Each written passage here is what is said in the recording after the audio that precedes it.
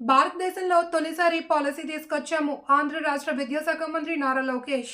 భారతదేశంలోనే తొలిసారి ఆంధ్రప్రదేశ్ రాష్ట్రంలో డేటా పాలసీ తీసుకొచ్చాము అని ఆంధ్రప్రదేశ్ రాష్ట్ర విద్యాశాఖ మంత్రి నారా లోకేష్ ఆంధ్రప్రదేశ్ అసెంబ్లీలో ప్రసంగించారు. డేటా సెంటర్లకు అవసరమైన గ్రీన్ ఎనర్జీ, ఇతర సదుపాయాలు కూడా సమకూర్చడమే మా లక్ష్యమని సమావేశంలో పేర్కొన్నారు. అధ్యక్ష, రెండో పాలసీ వచ్చగల డేటా సెంటర్ పాలసీ.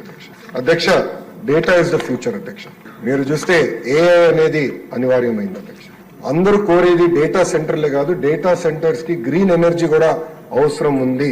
అది కూడా 24/7 గ్రీన్ ఎనర్జీ అవసరం ఉంది అని అందరు నన్ను కోరుతాం జరిగింది. అధ్యక్ష, అందుకే జిఓఎం లో గౌరవ ఎనర్జీ మినిస్టర్ గారు కూడా 20 లక్షల ఉద్యోగాలు కల్పించే గ్రూప్ ఆఫ్ మినిస్టర్స్ లో ఉన్నారు.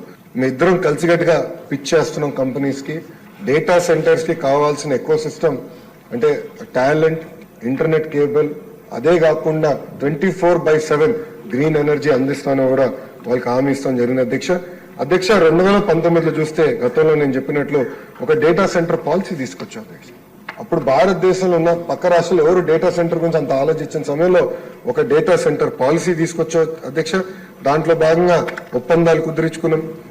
ఆ రోజు భూమి పూజ చేశాం. కానీ ప్రభుత్వాలు మారిపోయినాయి.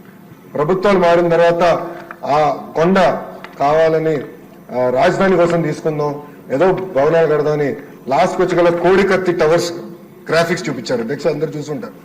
వైజాగ్ లో కోడికత్తి స్టైల్లో టవర్స్ కడతామని చెప్తాం జరిగింది. అధ్యక్ష, అదే ఆ కొండ మీద కట్టాలని ఏదో కలలు కన్నట్టున్నారు. అదే వాళ్ళు ఇంకా ఇప్పుడు లేరులేండి.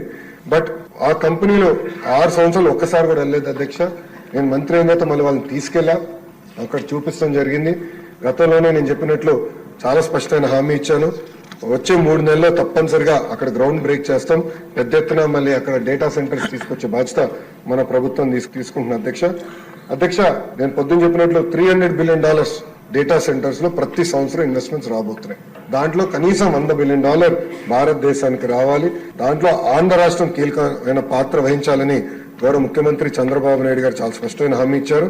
దానికి కావాల్సిన submarine landing cable landing station కానివ్వండి, అదే విధంగా పోర్ట్ ఫెసిలిటీస్ కానివ్వండి, రెన్యూబుల్ ఎనర్జీ కానివ్వండి, ఇంకో పక్కన కనీసం 1 gigawatt worth of investments, data centre investments మన రాష్ట్రం తీసుకొచ్చేదానికి, రాబోయే 5 సంవత్సరాల్లో తీసుకొచ్చేదానికి అనేక ఇన్సెంటివ్స్ ఇస్తున్నాం. అధ్యక్ష, దాంట్లో ప్రధానమైన ఇన్సెంటివ్ 10% క్యాపిటల్ సబ్సిడీ కానివ్వండి, అంటే 100% SGST reimbursement, stamp duty exemption, అదేవిధంగా ఇది ఇండస్ట్రీగా గుర్తించి ఇండస్ట్రియల్ పవర్ టారిఫ్ కింద ఇవ్వాలనేది ఒక లక్ష్యంగా తీసుకున్నాం. అధ్యక్ష, ఇంతేకాకుండా 50 మెగావాట్ల కన్నా ఎక్కువ ఎవరన్నా డేటా సెంటర్ ఏర్పాటు చేయాలన్నా, లేదంటే 5,000 కోట్ల కన్నా ఎక్కువ పెట్టుబడులు పెట్టాలనుకుంటే వాళ్ళు కస్టమైజ్డ్ ఇన్సెంటివ్స్ ఇవ్వాలనేది గౌరవ ముఖ్యమంత్రి చంద్రబాబు నాయుడు గారు ఆదేశాలు జారీ చేస్తాం జరిగింది. అధ్యక్ష, అది పాలసీలో కూడా పెట్టాం. అధ్యక్ష, ఇంతేకాకుండా ఈ డేటా సెంటర్స్ కావాల్సిన టాలెంట్, అదేవిధంగా ఈ AI ఏదైతే ఇప్పుడు అనివార్యం అవుతుందో ఒక శాండ్ బాక్స్ ఏర్పాటు చేసి మన దగ్గర ఉన్న డేటాని అనానమస్ చేసి ఒక శాండ్ బాక్స్ రూపంలో రీసెర్చ్ ప్రాజెక్ట్స్కి ఇవ్వండి. తద్వారా మన పిల్లలకి AI మెషిన్ లెర్నింగ్ అంటే ఏంటో అర్థమవుతుంది. ఆ కోర్సెస్ కూడా కాలేజీలో ఏర్పాటు చేయండి అని గౌరవ ముఖ్యమంత్రి గారు కూడా చెప్తాం జరిగింది. అధ్యక్ష, అది కూడా ఏర్పాటు చేస్తానని ఈ సభాముఖంగా సభ్యులందరూ కూడా నేను తెలుపుతున్నా. అధ్యక్ష.